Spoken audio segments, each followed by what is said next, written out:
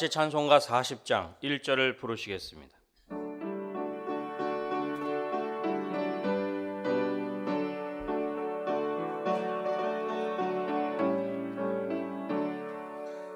찬송으로 보답할 수 없는 큰 사랑, 주님께 영광 할렐루야. 형제자매 모두 함께 모여 찬송해, 주님께 영광 할렐루야. 하나님의 자녀여 크게 찬송 부르며 밝고 거룩한 길로 기쁨으로 나아가 주의 보좌 앞으로 속히 들어가겠네. 주님께 영광 할렐루야.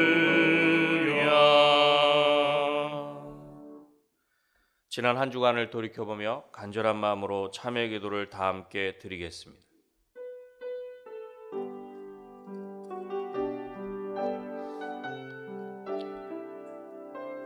하나님 아버지,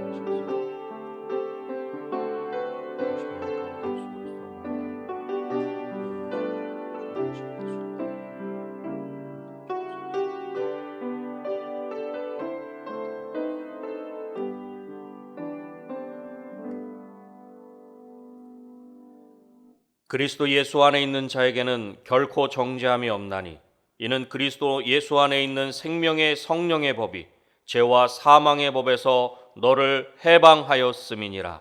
아멘. 성시교독은 교독문 28번 시편 63편입니다.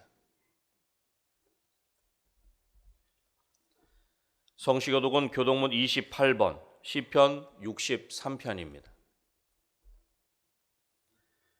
하나님이여, 주는 나의 하나님이시라. 내가 간절히 주를 찾되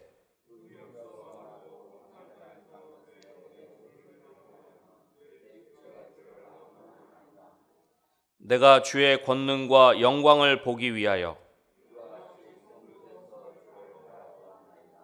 주의 인자하심이 생명보다 나음으로 이러므로 나의 평생에 주를 송축하며 골수와 기름진 것을 먹음과 같이 나의 입이 기쁜 입술로 주를 찬송하되 내가 나의 침상에서 주를 기억하며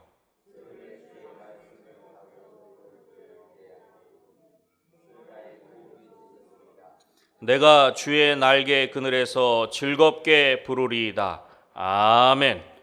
다 같이 찬송가 177장을 부르시겠습니다.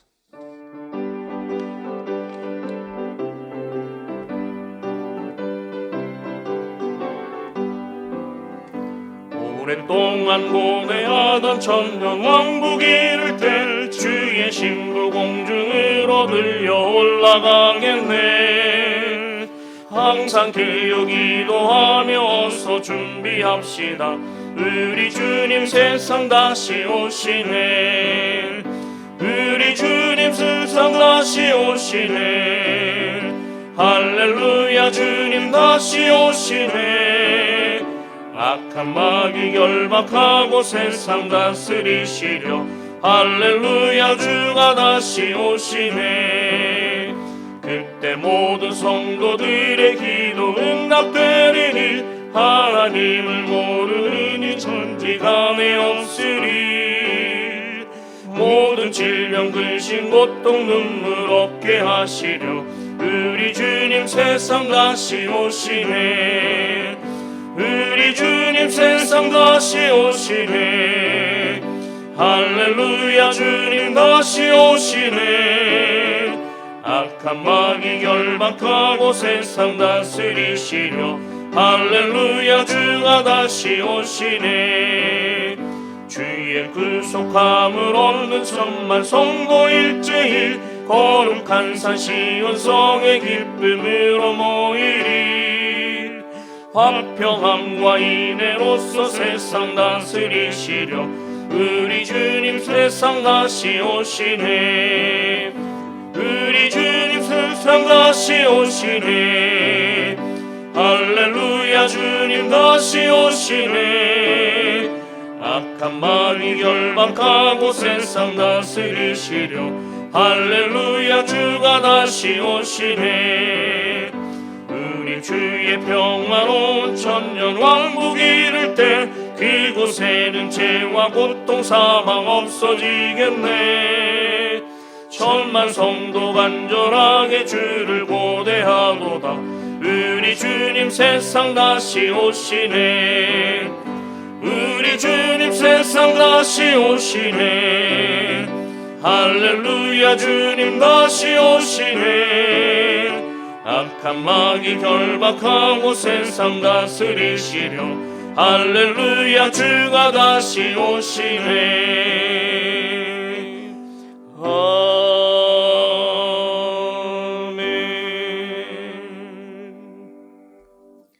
김석태 집사님께서 기도하시겠습니다.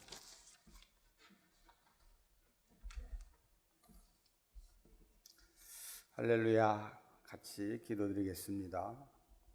모을 때와 흩을 때가 있으신 주님의 뜻에 따라 우리를 다시 흩으셨다. 우리 은혜 광성교회로 새롭게 모이게 하시고 성령으로 거듭나게 하시니 감사합니다. 이 모든 영광을 감사와 찬양으로 하나님께 올립니다. 내가 거룩하니 너도 거룩하라는 말씀처럼 이 시간 먼저 회개의 영을 허락하사 우리의 죄를 용서하여 주시옵고 마음을 거룩하게 하여 영과 진리로 예배하게 하시옵소서. 이 시간 나라를 위해 기도합니다. 하나님께서 이 나라 이 민족 대한민국을 사랑하셔서 반만년 역사 이래 기독교 정신으로 건국된 대한민국은 자유민주주의 국가로서 약 70년 만에 최고의 번영과 풍요를 누리는 축복을 받았습니다. 지금 우리나라는 약 6만 교회와 1000만 명의 성도가 하나님을 섬기며 선교사 최대 파송국가로 크게 쓰임받게 하시니 감사합니다. 주님 마지막 때까지 쓰임받는 대한민국이 되게 하시옵소서. 이를 위해 세우신 위정자들을 주님 강하게 붙들어 주시옵소서. 코로나도 이기고 긴 장마로 인한 피해도 최소화되기를 간절히 기도합니다. 이 시간 교회를 위해 기도합니다. 주님 부르시고 택한 은혜 광성교회를 축복하여 주시옵소서. 먼저 당회로부터 영화부에 이르기까지 세워주신 각 기관을 귀하게 사용하여 주시옵고 코로나로 교회 일정에 많은 차질이 빚어지고 있지만 그 중심 사역은 변함이 없도록 붙들어 주시옵소서. 특히 남전도와 여전도 각 구역과 청년부와 교회 학교를 축복해 주시옵소서. 2020년 우리 교회는 함께 지어져가는 교회로 예수 중심 교회, 연결되는 교회, 성장하는 교회로 특별히 교회 건축을 위해 전 교인이 기도하며 합력하고 있습니다. 교회도 일정대로 지어지게 하시고 민원도 막아주시고 안전도 지켜주시옵소서. 그리고 애쓰고 수고하는 건축위원회와 시공업체를 붙들어 주시옵기를 간절히 기도합니다. 우리 은혜강성교회는 선구하는 교회로 하나님 축복하셨습니다. 어렵고 힘들어도 예정대로 인도와 캄보디아와 국내 조도 선교를 위해 한마음 한뜻으로 선교하며 이 선교가 더욱 확대되게 하시옵소서. 그리고 우리 교회 새성전을 중심으로 복음이 전파되게 하시옵소서. 주님, 지금 한국교회는 복음의 문이 닫혀가고 있습니다. 특히 코로나로 인해 예배마저 비대면 예배로 무너져가고 있습니다. 그래도 우리 은혜강성교회는 그동안 많은 고난과 역경을 이기고 믿음으로 승리하며 주님의 은혜로 고난이 유익임을 몸소 체험하였기에 지금 이때를 예배해온 우리 교회가 한국 교회의 희망이 되게 하옵시고 세계 열방을 품고 주님 앞에 쓰임받기를 간절히 기도합니다. 이 시간 담임 목사를 위해 기도합니다. 목사님의 신원을 강건케 하옵시고 가정에도 평강으로 지켜주시옵소서. 목사님의 목회 사역 외에도 주님의 은혜와 성령의 도우심으로 살아 역사하시는 하나님의 말씀과 기도의 능력이 큰 권능으로 증거되게 하시옵소서. 부목사님, 강도사님, 전도사님 외에도 같은 은혜로 함께하여 주시옵소서. 오늘 주님의 말씀을 선포하시는 담임 목사님 위에 함께하사 성령의 권능으로 붙잡아 주시옵소서. 하나님의 권세와 주권이 선포되는 귀한 시간 되게 하여 주시옵소서. 세움을 받은 베델 성가대원들의 진리 안에서 주님의 아름다우심을 찬양하게 하시며 성가로 영광을 드리오니 은총을 내려 주시옵소서. 예배를 수고하며 섬기는 모든 손길을 축복하여 주시옵소서. 이 시간에도 병에 찌들려 고통을 겪고 있는 지체들을 위해 기도합니다. 병상을 적시는 안타까운 눈물을 보아주시고 이 기도를 들어 주시옵소서. 내가 너를 낫게 하리라는 음성을 들려 주시옵소서. 모든 병과 그 근원을 나사렛 예수 이름으로 깨끗하게 치료하여 주실 줄 믿습니다. 인간의 한없는 나약함을 주님 앞에 고백합니다. 우리 힘으로 아무것도 할 수 없는 지금 민수기 21장 9절 장대 위에 노뱀을 쳐다본 적 모두 살더라는 말씀처럼 이 기적이 우리의 믿음이 되게 하시옵소서. 이를 통해 영육이 살아나는 우리의 믿음이 복음으로 전파되게 하여 주시옵소서. 죄에서 우리를 구원하신 예수님의 이름으로 간절히 기도하옵나이다. 아멘.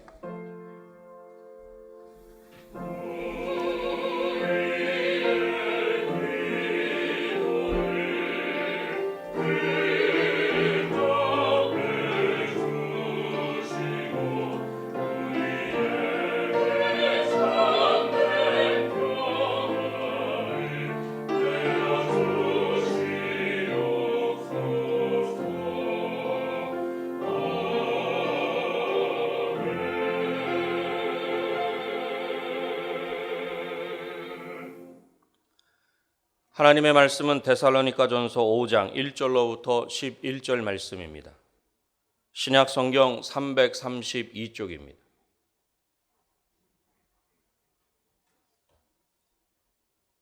하나님의 말씀은 데살로니가전서 5장 1절로부터 11절 말씀입니다. 신약 성경 332쪽입니다. 형제들아, 때와 시기에 관하여는 너희에게 쓸 것이 없음은 주의 날이 밤에 도둑같이 이룰 줄을 너희 자신이 자세히 알기 때문이라.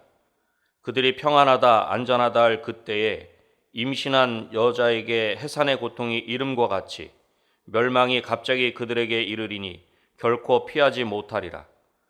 형제들아, 너희는 어둠에 있지 아니하매 그날이 도둑같이 너에게 임하지 못하리니 너희는 다 빛의 아들이요 낮의 아들이라. 우리가 밤이나 어둠에 속하지 아니하나니 그러므로 우리는 다른 이들과 같이 자지 말고 오직 깨어 정신을 차릴지라. 자는 자들은 밤에 자고 취하는 자들은 밤에 취하되 우리는 낮에 속하였으니 정신을 차리고 믿음과 사랑의 호심경을 붙이고 구원의 소망의 투구를 쓰자. 하나님이 우리를 세우심은 노하심에 이르게 하심이 아니요 오직 우리 주 예수 그리스도로 말미암아 구원을 받게 하심이라. 예수께서 우리를 위하여 죽으사 우리로 하여금 깨어있든지 자든지 자기와 함께 살게 하려 하셨느니라. 그러므로 피차 권면하고 서로 덕을 세우기를 너희가 하는 것 같이 하라. 아멘.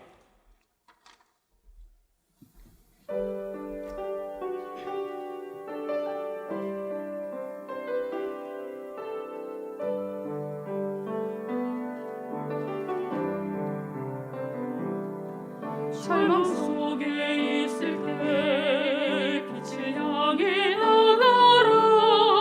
낙심 속에 있을 때 선한 싸움 싸워라. 길이 멀고 험해도 은혜 속에 걸으라. 달려갈 길 마칠 때까지 앞을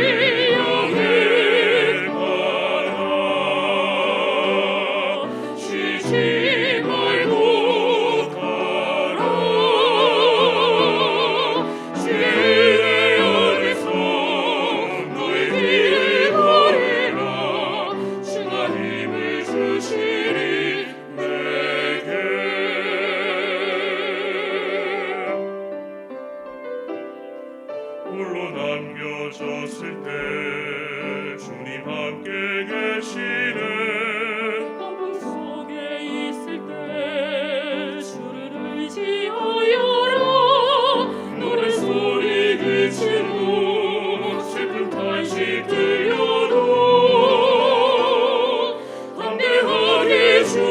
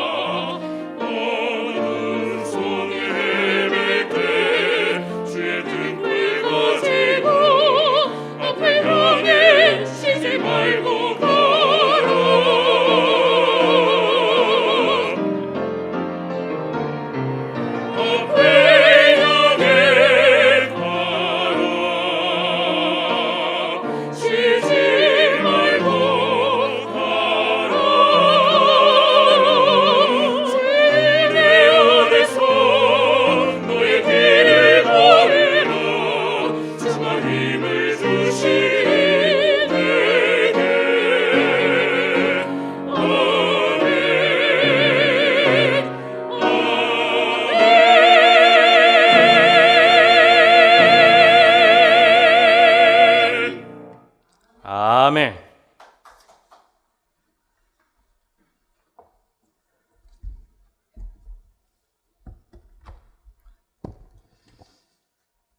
지금으로부터 약 한 75년 전인 1945년 8월 15일 일본의 히로히토 일왕은 녹음된 라디오 방송을 통하여서 전 세계에 항복을 선언했습니다. 그의 선언은 그토록 바라던 우리에게는 너무나도 놀라운 소식이었습니다. 우리나라가 일본에 의하여서 강제 병합된 이후에 수많은 독립투사들이 목숨을 바쳐가면서 투쟁했지만 어느덧 한 세대라는 시간이 훌쩍 흐르면서 이 시대의 흐름에 순응하는 사람들이 점점 늘어나 어찌 보면 우리나라의 독립은 유언해질 수밖에 없었습니다. 그런데 이날 라디오 방송에서 흘러나온 일왕의 항복 선언은 우리 국민에게는 너무나도 뜻밖의 선물이 되었던 것입니다. 어떤 분들은 일왕의 이 항복 선언을 믿지 못하여서 거리에 나와서 만세를 부르는 것조차도 두려워하였다라는 이러한 내용들도 읽어보았습니다. 근대화에 실패한 우리나라는 연약한 나라로 전락이 되어서 당대 그 강력한 나라들을 상대하기가 너무나도 어려웠습니다. 그러다 보니까 우리나라의 독립은 불가능해 보였던 부분이기도 합니다. 하지만 미국에서 원자폭탄을 발명해가지고 일본의 히로시마와 나카사키에 투여하게 되니까 일본은 무조건 항복을 선언하게 되었고, 이로 인해서 우리나라는 독립을 쟁취하게 되었던 것입니다. 저는 이 시간 그렇게 염원하였던 독립이었지만 현실하고는 너무나도 동떨어져서 불가능하다 포기할 때 갑자기 충격적으로 찾아오게 된 우리나라의 독립, 그 광복 8.15 광복절을 생각하면서 오늘 본문의 말씀을 묵상해 보았습니다. 어제는 제 75주년 8.15 광복절입니다. 바울 사도는 데살로니가전서 5장 1절에서부터 11절에 있는 말씀 가운데 오늘 1절과 2절에 이렇게 이야기하고 있습니다. 형제들아, 때와 시기에 관하여는 너희에게 쓸 것이 없음은 주의 날이 밤에 도둑같이 이룰 줄을 너희 자신이 자세히 알기 때문이라, 이렇게 말씀하고 있습니다. 여기서 바울 사도는 주의 날이 이렇게 이야기합니다. 이 주의 날이라는 것은 구약에서부터 나온 개념입니다. 하나님의 의로움과 심판을 나타내시는 날이 주의 날이라. 그래서 요엘서에도 등장하게 되고 또 말라기에서도 예언이 되고 있습니다. 그런데 이 주의 날이 결국 주라라는 것은 우리 예수님을 나타내게 되니까 이것이 신약 시대로 오게 되면서 이 주의 날은 예수님의 날이라는 것입니다. 그래서 주님의 날, 그리스도의 날, 예수 그리스도의 날로 표현이 되면서 예수님께서 다시 이 세상에 오실 때, 재림하실 때 이 세상을 심판하시는 그날, 그 날을 의미하고 있다라는 것입니다. 사실 이 죄악이 관영한 이 세상을 살다 보게 되면 희망보다는 절망을 느끼며 살아가는 것이 이 세상입니다. 그러다 보니까 우리의 마음에는 하루속히 주의 심판의 날이 임하기를 원하고 소원하고 있습니다. 여러분, 작년 12월부터 중국 우한에서 발생한 코로나19가 벌써 9개월을 지나가고 있습니다. 이제는 좀 잠잠해져야 되겠다 생각하는데 잠잠해지기는커녕 오늘 오전 0시를 기해 가지고 서울 경기 지역은 사회적 거리두기 2단계로 격상이 되었습니다. 이런 시대에 믿음 생활을 한다라는 것 참으로 힘이 들고 어렵습니다. 세상은 코로나19의 그 전염의 원흉이 마치 교회인 것처럼 매도하고 있습니다. 그래서 온통 기사에 교회에서 코로나19가 확산되었다. 이런 기사들을 보게 됩니다. 그러다 보니 더욱더 믿음 생활하는 게 우리들로 하여금 힘들게 만든다라는 것입니다. 하지만 우리 주님께서 이 세상에 다시 오셔서 모든 것을 판단해 주실 그 주의 날을 우리들은 고대해야 될 줄 믿습니다. 세상이 뭐라고 하든지 간에 우리 주님이 이 땅에 오셔서 주님의 판단을 주실 때 우리에게는 축복의 시간이 될 줄 믿습니다. 그런데 이 주의 날의 문제는 오늘 밤에 도둑같이 이룰 것이다 라는 데 문제가 있다라는 것입니다. 주님의 날, 우리가 고대하는 주님의 낮이 대낮에 우리가 눈 뜨고 있을 때 임하시는 것이 아니라 밤에 도둑이 드는 것처럼 임한다 말씀하고 있습니다. 여러분, 밤에 도둑 맞아 보신 분들 있으십니까? 밤 손님이 좀 집에 오신 적 있으십니까? 도둑 맞으신 경험이 없으신 분들은 이 주님의 이 말씀이 좀 피부적으로 느껴지지 않겠지만 잠자는 동안에 도둑이 와가지고 우리 집안의 귀중분 다 훔쳐간 것을 경험하신 분들은 느끼셨을 것입니다. 아니, 도둑이 와서 내 물건 가져가는데 막아야 되지 않겠습니까? 근데 여러분, 잠자다 보면은 이게 막을 수가 없다라는 것입니다. 바울 사도는 이렇게 비유합니다. 주의 날이 밤에 도둑같이 온다. 그러면 결국 우리들 주의 날 임하는 것을 우리가 알지 못한다는 의미입니까?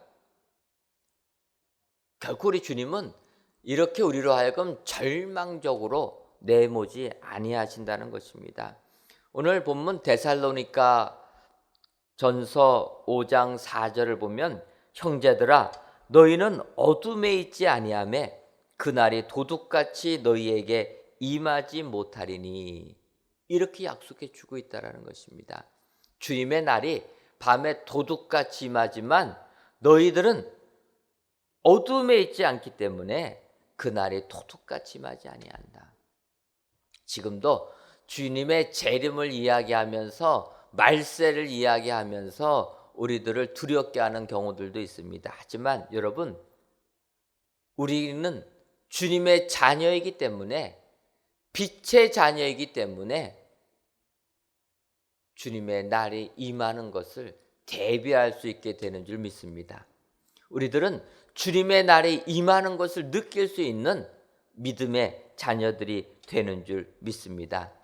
주님의 날이 임하는 것을 알게 된다는 것은 준비할 수 있기 때문에 이것이 우리에게 축복이 되는 줄 믿습니다. 잘 준비한 자는 심판의 날이 두려움의 날이 아니라 축복의 날이 되는 줄 믿습니다. 따라서 오늘 이 귀한 예배를 드리시는 사랑하는 성도 여러분, 코로나19로 인하여 너무나 지친다 생각이 드실지라도 낭망하지 아니하시는 여러분 되시기를 바랍니다. 오히려 빛의 자녀들은 주의 날이 임하신다라는 것을 알기 때문에 다시 한번 용기를 내시기를 바랍니다. 더 나아가 이 주의 날을 잘 준비하셔서 주님의 날이 축복의 날이 되시는 여러분들 되시기를 주님의 이름으로 축원합니다. 그렇다면 주의 날이 밤에 도둑같이 이룰 줄을 아는 이 빛의 사람들은 어떠한 삶을 살아야 하겠습니까? 첫째로 주의 날이 밤에 도둑같이 이룰 줄 아는 사람은 정신을 차리며 살아야 됩니다. 오늘 본문 데살로니가 전서 5장 6절을 보면 그러므로 우리는 다른 이들과 같이 자지 말고 오직 깨어 정신을 차릴지라 이렇게 말씀하고 있습니다. 빛의 자녀들은 잠자지 말고 오직 깨어서 정신을 차려야 된다. 여러분, 정신 차리며 사는 것이 중요한 줄 믿습니다. 우리나라에서 태어난 남자들이 가장 두려워하는 것이 있습니다. 어떠한 것이 있습니까? 국방의 의무라는 게 있어가지고 대한민국 남자들은 군대를 다 다녀야 됩니다. 그래서 군대 가는 것을 굉장히 두려워합니다. 사실 제가 아주 아장아장 걸어가는 남자아이들 본 적이 엊그제 같은데 이 아이들이 자라가지고 군대 가기 전에 기도해달라고 오는 것을 보게 되면은 참으로 대견하기도 합니다. 여러분, 남자들이 군대에 가게 되면 가장 먼저 하는 게 있습니다. 그것은 제식 훈련이라는 게 있습니다. 이 제식 훈련은 뭐냐면 차렷, 열중샷 뭐 이런 훈련하는 것입니다. 여러분, 군대를 가게 되면 이렇게 제식 훈련부터 시키게 되는데 저는 여기서 제식 훈련 속에 나오는 이 구호들 차렷, 열중쉬어, 쉬어 하는 구호들을 한번 생각해 보았습니다. 여러분, 차렷이 무엇입니까? 정신 차리라는 말입니다. 정신 차려서 몸을 똑바로 세우라는 겁니다. 흐트러지지 않고. 여러분, 차렷 자세가 취하는 게 쉽지가 않습니다. 온몸에 힘을 다 줘가지고 몸을 꼿꼿하게 세워야지만 차렷이 됩니다. 그러다가 이제 열중쉬어라는 구호가 있습니다. 이 열중쉬어가 뭡니까? 아직 열을 맞춰서 열은 유지하지만 쉬라라는 겁니다. 그래서 다리를 붙였다가 옆으로 펴고 손도 뒤로 이렇게 넘기지 않습니까? 차렷, 열중쉬어. 정신 차리고 있다가 조금은 쉬어라. 이게 군인들에게 가장 먼저 요구하는 자세라는 겁니다. 군인들은 전쟁을 하려면 정신 차려야 된다는 거예요. 쉬고만 있으면 안 된다는 것입니다. 쉴 때도 열을 맞춰갖고 쉴 줄 알아야지 무조건 쉬면 안 된다. 그래서 군인들 군기를 바짝 들게 하기 위하여서 차렷, 열중샷 이러한 제식 훈련을 한다라는 것입니다. 여러분, 이것은 우리의 신앙생활도 마찬가지인 줄 믿습니다. 신앙생활할 때 긴장관계를 유지해야 된다는 거예요. 신앙에 늘어져 있으면 안 되는 것입니다. 그렇다고 아예 쉬지 말라 이런 것은 아닙니다. 열중쉬어가 있는 것처럼 쉬는 것도 필요하지만 이 쉬는 것도 완전히 쉴 생각만 하면 안 된다는 겁니다. 여러분, 이제 우리나라도 7월 말부터 8월 초까지 극성수기가 다 지나갔습니다. 올해는 이 극성수기 기간에 비가 너무 많이 내려가지고 많은 자영업자들이 울상을 지었습니다. 좀 해수욕장 가서 또 숙박을 가가지고 많은 음식들 좀 먹어주고 놀아줘야 되는데 비가 와가지고 뭐 꼼짝을 못하니까 매출이 반으로 줄었다라는 겁니다.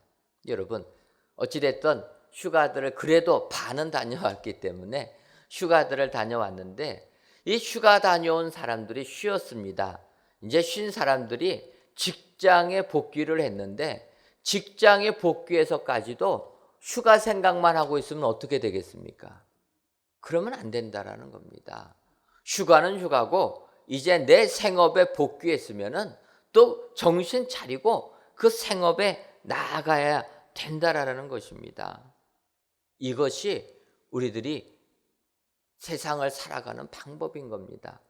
신앙인들도 마찬가지인 줄 믿습니다. 우리가 정신을 차리고 깨어있는 신앙인이 될 때 우리의 믿음이 더욱더 굳건한 믿음이 되는 줄 믿습니다. 코로나19가 오래 지속되다 보니까 이제는 점점 더 감이 사라집니다. 느슨해집니다. 여러분, 언제까지 계속 긴장할 수는 없지만 다시 한번 우리가 긴장해야 될 줄 믿습니다. 영적으로도 긴장해야 될 줄 믿습니다. 오늘부터는 사회적 거리두기 2단계가 돼가지고 한 공간에 50명 이하만 모이게 되었습니다. 얼마나 안타깝습니까? 하지만 여러분, 안 좋은 것을 바라보지 마시고 그래도 50명까지 모일 수 있는 게 어디냐, 긍정적으로 생각하시기를 바랍니다. 특별히 우리 은혜광성교회는 우리 기도해 주신 집사님의 기도처럼 얼마나 훈련이 됐습니까? 저희는 스크린으로 예배 드리는 것이 아주 잘 훈련이 되어 있습니다. 하나님의 축복인 줄 믿습니다. 여러분, 이럴 때일수록 더욱더 긴장해야 될 줄 믿습니다. 더욱더 하나님께 예배 드리는 것을 귀하게 여겨야 된다는 것입니다. 예배당에 나오지 못하지라도 각 가정에서 각 예배 처소에서 예배를 드려야 된다는 것입니다. 깨어 있을 때 주의 날을 대비하는 축복의 사람들이 될 줄 믿습니다. 여러분, 출애굽기를 보게 되면 모세가 등장하게 됩니다. 모세, 잘 아는 대로 40세까지 자기가 뭔가 해보려고 했다가 결국 살인자가 되어서 이제 주님이 주신 사명 다 뒤로 하고 도망자의 신세가 되었습니다. 40살에 살인자가 되어가지고 미디안 광야로 도망하게 되고 거기서 이드로의 딸 십보라와 결혼을 해가지고 처가살이를 하게 됩니다. 그 처가살이가 어느덧 40년이 훌쩍 또 지나가게 돼서 모세가 80살이 되던 해에 다시금 하나님을 만나게 되게 됩니다. 이때 여러분, 모세가 80살에 하나님의 부름을 받는 그 구절을 보게 되면 출애굽기 3장 1절에 이렇게 기록되어 있습니다. 모세가 그의 장인 미디안 제사장 이드로의 양떼를 치더니 그 떼를 광야 서쪽으로 인도하여 하나님의 산 호렙에 이르매, 이렇게 말씀하고 있습니다. 여러분, 모세가 80살이 되던 때, 즉 40년 동안 미디안 광야 생활을 했는데도 불구하고 그는 80살까지도 장인 이드로의 양떼를 치더니, 이렇게 말씀하고 있습니다. 40년간 일했는데 자기 재산 하나도 없었다라는 겁니다.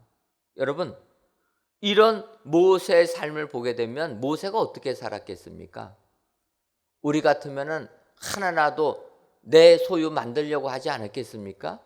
40년을 아들들 둘 낳고 살았는데 내 소유 하나도 없었다라는 겁니다.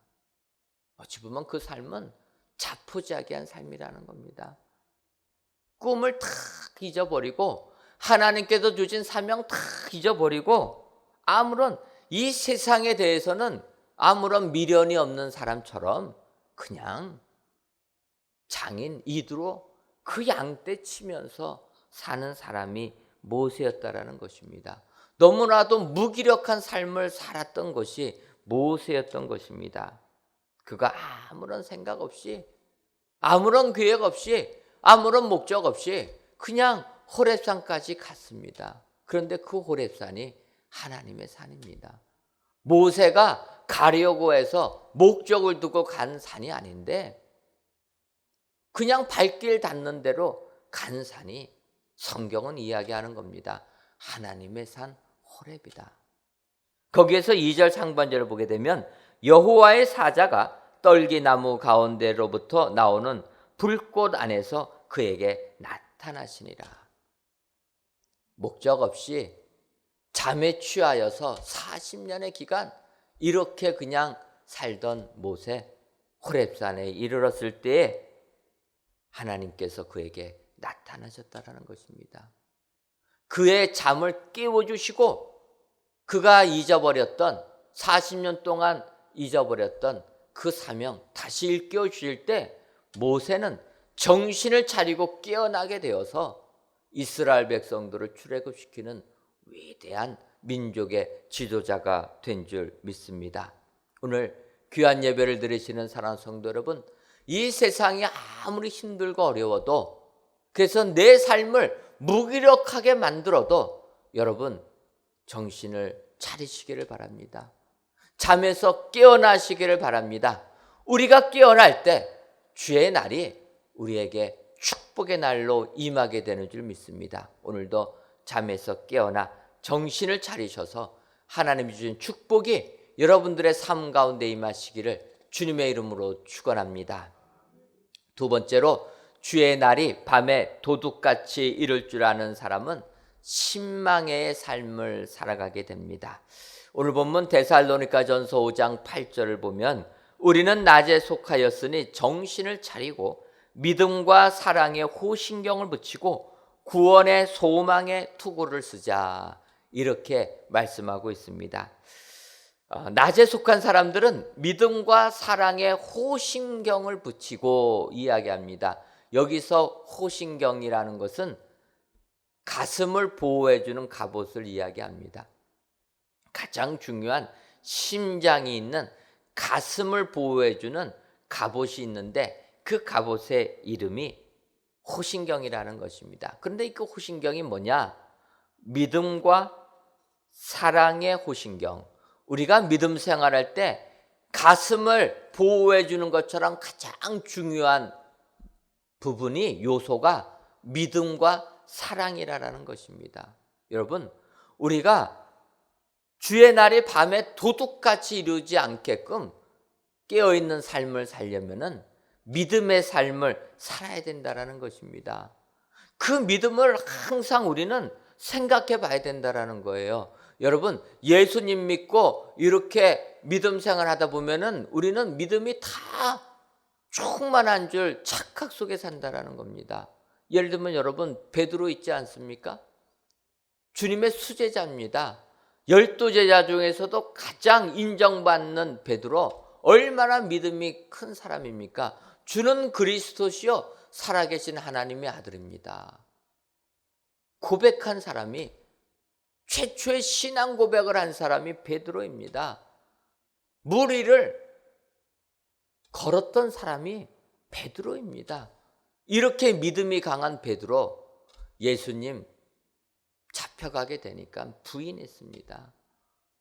부인도 모자라서 저주까지 했던 사람이 베드로라는 것입니다. 본인 믿음이 있다고 생각하지 않았겠습니까? 그런데 고난 닥치니까 그 믿음 다 팔아먹었다라는 것입니다.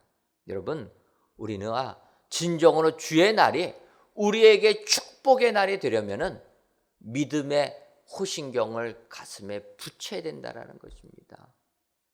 여기서 여러분, 우리는 믿음의 삶을 살았던 사람을 생각해 봅니다. 우리가 잘 아는 대로 폴리갑이라는 감독 있지 않습니까? 로마 황제 마르쿠스 아울렐리우스 시대에 기독교를 박피할 때 그는 순교의 잔을 마셨습니다. 우리가 아는 대로 그는 마지막 화형에 당하기 전에 그를 회유하는 사람들한테 이렇게 이야기합니다. 나는 86년간 하나님을 섬겼다. 하나님은 나에게 아무것도 틀린 것을 주신 일이 없다. 그런데 어떻게 내가 하나님이자 나의 구원자를 모독할 수 있단 말인가? 당신은 일순간 나를 태울 불로 나를 위협하고 있다. 나는 곧 다 없어지겠지. 하지만 당신은 악인들을 위해 준비된 영원히 타는 지옥불에 대해서는 모르는구나. 이렇게 이야기하고 순교를 당하셨다라는 것입니다. 여러분, 이렇게 믿음의 방패를 가지고 있는 사람, 주의 날이 오히려 축복의 날이 되는 줄 믿습니다. 더 나아가서 사랑의 삶을 살아야 된다는 것입니다. 믿음과 사랑. 더 나아가서 오늘 구원의 소망의 투구까지 써야 된다. 소망의 투구. 꿈을 잃어버리면 안 된다는 것입니다. 소망을 가져야 되는 것입니다. 더 나아가서 오늘 성경은 이 소망을 구원의 소망이라는 것입니다. 세상 것에 대한 소망이 아니라 우리가 구원을 얻는, 영생을 얻는 이 소망의 삶을 살 때, 그러한 삶을 사는 사람들은 주의 날에 도둑같이 임하지 아니하는 축복의 사람들이 된다. 그래서 우리가 믿음, 소망, 사랑, 이것을 신망회라고 하지 않습니까? 신망의 삶을 사시는 축복의 성도님들 되시기를 주님의 이름으로 축원합니다. 마지막 세 번째로, 주의 날이 밤에 도둑같이 이룰 줄 아는 사람은 덕을 세우며 살아갑니다. 오늘 본문 데살로니가전서 5장 11절을 보면, 그러므로 피차 권면하고 서로 덕을 세우기를 너희가 하는 것과 같이 하라. 이렇게 이야기합니다. 주의 날이 밤에 도둑같이 이룰 줄을 아는 사람은 결론적으로 덕을 세우며 살으라는 것입니다.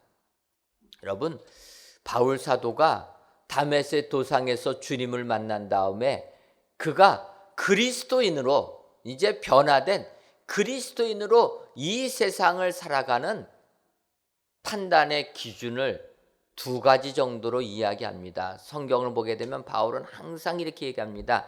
내가 지금 행하는 것이 복음을 위하는 것인가, 복음을 증거하기에 필요로 하는 것인가, 복음의 문제 가지고 판단을 합니다. 그래서 이것은 복음이 아니다, 복음을 위하는 것이라면은 목에 칼이 들어와도 거절했던 사람이 바울이라는 것입니다. 그 두 번째의 근거, 복음을 위하는 것인가 아닌가의 판단과, 두 번째로는 내가 지금 하는 이것이 덕을 세우는 것인가, 믿음하고는 상관없지만 세상을 살면서 덕을 세우는 것인가 아니면 덕을 세우지 아니하는 것인가, 이 판단 기준을 가지고 그는 그리스도인의 삶을 살았다라는 것입니다. 어찌 보면 이것은 지금 이 시대를 살아가는 우리에게도 가장 중요한 판단 기준이 되는 줄 믿습니다. 내가 하는 이 행동이 복음을 부인하는 것인가, 예수 그리스도를 믿는가 안 믿는가, 복음을 부인하는 것인가 아닌가, 그것이 첫 번째 판단 기준이고, 그것이 아니라면 이제는 내가 하는 그 행동이 다른 사람들에게 덕을 세우는 것인가 아닌가, 이것을 가지고 그리스도인의 삶을 살게 되면 가장 올바른 삶을 살게 된다라는 것입니다. 예를 들면 고린도서를 보게 되면 고린도 교회는 우상의 제물 문제로 굉장히 교회가 갈등을 겪게 되었습니다. 이 우상의 제물이란 것은 무엇이냐면, 우리도 예전에 제사라는 게 있지 아니했습니까? 제사상 차리는 그 음식, 그거 먹어도 되느냐 먹으면 안 되느냐, 이 문제 가지고 많이들 고민했습니다. 사실 제사상에 드린 음식, 이것은 그 귀신들이 와서 먹는 게 아니기 때문에 우리가 먹어도 상관은 없습니다. 그런데 그걸로 인하여서 시험을 받는 사람들이 있다 보니까 우리가 먹지 아니하는 겁니다.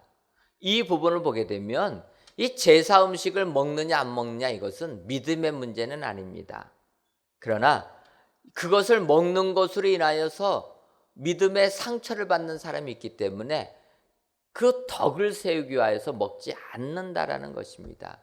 이게 바울 사도의 생각이라는 것입니다.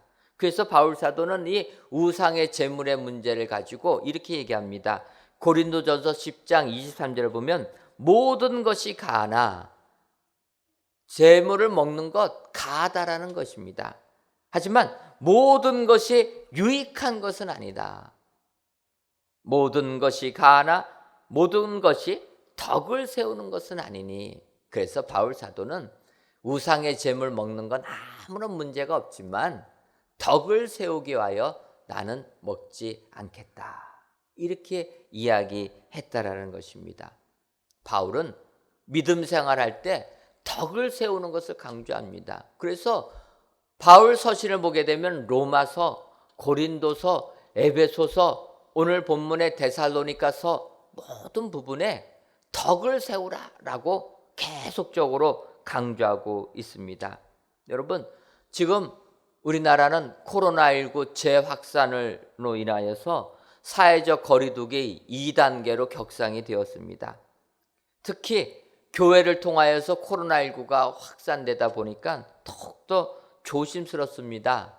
한쪽에서는 왜 교회만 갖고 이렇게 문제를 삼느냐, 이렇게 말씀하시는 분도 계시지만, 우리들은 낮에 속한 자들은 덕을 세우며 살아가야 된다는 것 기억하고 덕을 세우는 쪽으로 나아가야 될 줄 믿습니다.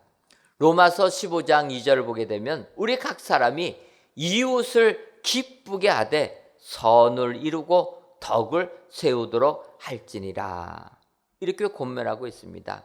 예수님을 믿는 사람들은 이웃을 기쁘게 할 줄 알아야 된다는 것입니다. 그 이웃을 기쁘게 하는 게 무엇이냐? 선을 이루고 덕을 세우도록 노력해야 된다는 겁니다. 내 믿음만 지키려고 하는 게 아니라 덕을 세우도록 더 신앙의 단계가 높아질 때 이것이 하나님께 영광을 돌려드리고 진정 주의 날에 우리가 깨어 있어서 기쁨으로 축복의 날로 임하게 되는 이러한 축복의 삶을 살게 되는 줄 믿습니다. 오늘 귀한 예배를 드리시는 모든 성도님들께서도 이렇게 덕을 다 세우시는 축복의 성도님들이 다 되셔서 주의 날이 오히려 은총의 날, 건짐의 날이 되시는 축복의 날이 되시기를 주님의 이름으로 축원합니다. 기도하겠습니다. 하나님, 코로나19의 재확산이라는 두려움에도 불구하고 성전에서 혹은 각 가정에서 귀한 예배를 드리시는 우리 모든 성도님들의 예배를 흠양하여 주옵시고 예배를 드리시는 모든 성도님들 위해 주님의 평화가 임하게 하여 주옵소서. 오늘은 주의 날이 밤에 도둑같이 임할 줄을 아는 빛의 자녀들이 살아가야 하는 법을 깨우쳐 주시니 감사합니다. 주님의 말씀처럼 정신을 차리고 신망애로 살며 덕을 세우며 사셔서 주의 날이 심판의 날이 아니라 축복의 날이 되시는 모든 성도님들이 되게 하여 주옵소서. 예수님의 이름으로 기도하옵나이다. 아멘.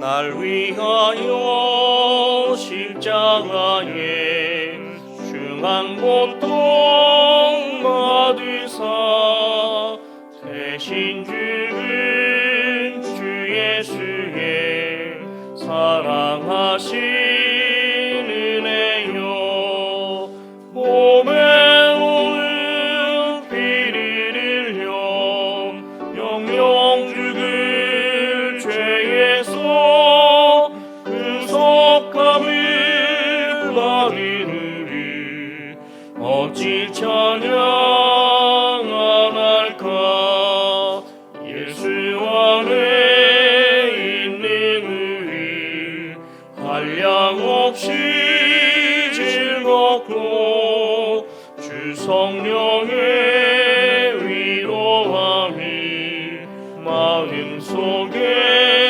찬호가 전국 음악 소리 같이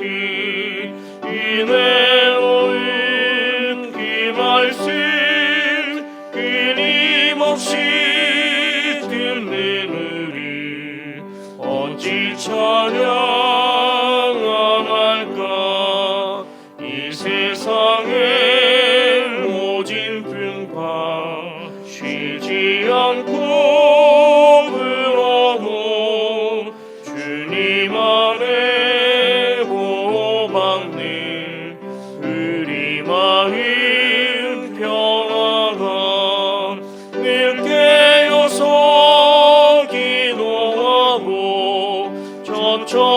천천국을 바라며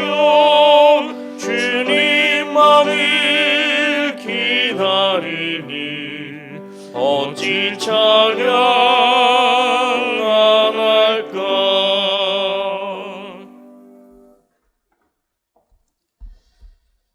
하나님, 지난 한 주간도 내 말을 듣고 행하는 자라는 말씀으로 살게 하시니 감사합니다. 이외에도 주님의 말씀을 듣고 행하는 자가 되기 위해 깊이 파는 사람, 주추를 반석 위에 놓는 사람, 요동치 않는 사람들이 다 되어서 창수에도 무너지지 않는 굳건한 믿음의 소유자들이 다 되게 하여 주옵소서. 이 시간 어떤 가난한 과부가 두 랩돈 넣는 것을 보시고 이르시되 내가 참으로 너희에게 말하노니 이 가난한 과부가 다른 모든 사람보다 많이 넣었도다라는 예수님의 칭찬을 묵상하며 순서에 따라 11조 예물과 감사의 예물, 1,000번째 예물과 전도의 예물, 건축 헌금과 주정헌금, 성미를 하나님께 바칩니다. 정성을 다하여 드리는 이 예물을 연락하여 주옵시고 드리는 손길 위에 가난한 과부의 두 랩돈처럼 다른 사람들보다 더 많은 예물이 되게 하여 주옵소서. 그리하여 많은 예물을 드린 손길 위에 하나님께서 내려주시는 칭찬이 우리의 삶 속에도 그대로 임하게 해주셔서 주님의 칭찬만을 받는 우리 축복의 성도님들이 되게 하여 주옵소서. 하나님, 특별히 이 나라와 이 민족을 위하여 기도합니다.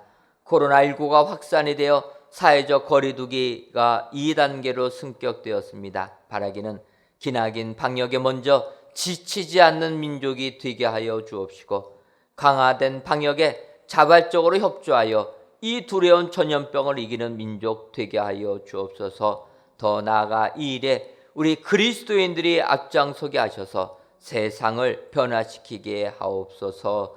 예수님의 이름으로 기도하옵나이다. 아멘. 옆에 분들 보시면서 인사하도록 하겠습니다. 신망회로 살아갑시다. 예, 한 번 더 인사하도록 하겠습니다. 덕을 세우며 살아갑시다. 이러한 삶을 다 사셔서 주의 날이 밤에 도둑같이 임하지 아니하는 여러분들 되시기를 주님의 이름으로 축원합니다. 교회 소식 전해드리도록 하겠습니다. 하나님의 은혜 가운데 성전 건축 잘 진행되고 있습니다. 여러분들 지하 1층 바닥 및 지하 1층 콘크리트 벽체 타설 작업이 오는 24일로 예정되어 있습니다. 예정된 날짜에 잘 작업이 진행될 수 있도록 계속 기도로 후원해 주시면 감사하겠습니다. 특별히 우리 성전 건축하는 진출입로 문제 잘 해결될 수 있도록 더욱더 기도해 주시면 감사하겠습니다. 뉴스를 보시면 아시겠지만 서울 경기 지역이 사회적 거리두기 2단계로 확대가 되었습니다. 그래서 교회의 모든 모임들도 이렇게 이제는 또 취소가 되었습니다. 주보를 보시면 토요 찬양 집회, 우리 청년 1, 2부가 주관해가지고 하는 토요 찬양 집회 매월 넷째 토요일 날 하기로 해가지고 시작을 했는데 계속 하려고만 하면은 소모임 금지돼 갖고 취소되고 하려고만 하면은 취소가 됩니다. 이번에도 또 하려고 다시 광고 냈더니 금요일부터 이렇게 소모임 취소돼 가지고 어쩔 수 없이 취소가 되었습니다. 한편으로 그러다 보니까 예배는 드려도 된다 생각돼서 차라리 이 팔로우즈 워십을 주일 오후 예배를 하면 어떨까 이렇게 생각도 해봅니다. 여러분들 우리 청년들 정말 믿음 생활 이런 때 잃어버리지 아니하고 잘할 수 있도록 계속 기도해 주시면 감사하겠습니다.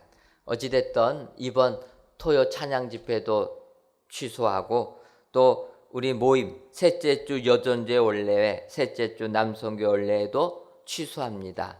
또한 기관장 협의회도 취소합니다. 여러분 2주 동안 모든 소모임 이런 모임들 다 취소하니까 여러분들 협조해 주시면 감사하겠습니다. 지난번 이렇게 소모임 금지했던 것으로 다시 저희가 돌아가니까 이해해 주시고 협조해 주시면 감사하겠습니다. 특별히 사회적 거리두기 2단계가 되면 한 공간 안에 50명 이상은 모이면 안 되게 됩니다. 그래서 저희가 50명 이하로 인원을 제한하니까 3층 대예배실에 못 들어왔다고 마음 언짢게 생각하지 마시고 이렇게 예배 드리는 것만 해도 성전에 와서 예배 드리는 것만 해도 감사하다. 각 가정에서 예배 드리는 것만 해도 감사하다. 이렇게 생각해 주시면 감사하겠습니다. 여러분 코로나19 재확산 조짐이 있으니까 건강 관리 철저히 주셔서 예배당에 오실 때에는 체온 체크해 주시고 출석 체크 또한 마스크 착용해 주시고 교회 안에서의 모든 이 다과 간식 금지한다 기억해 주시면 감사하겠습니다. 교회 마크 공모는 여러분들 기억하시고 8월 30일까지 교회 마크 공모해 주시면 감사하겠습니다.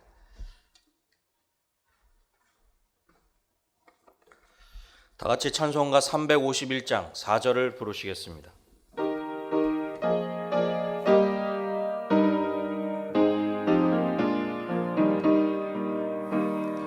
백성들 나와서 함께 모여서 우리 모두 함께 괴가 부르세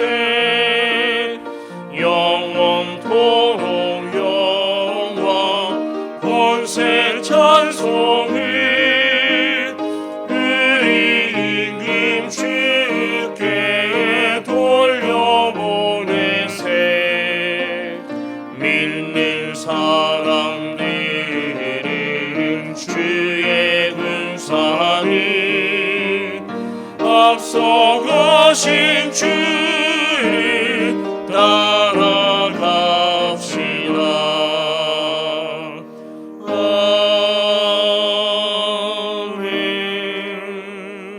아멘.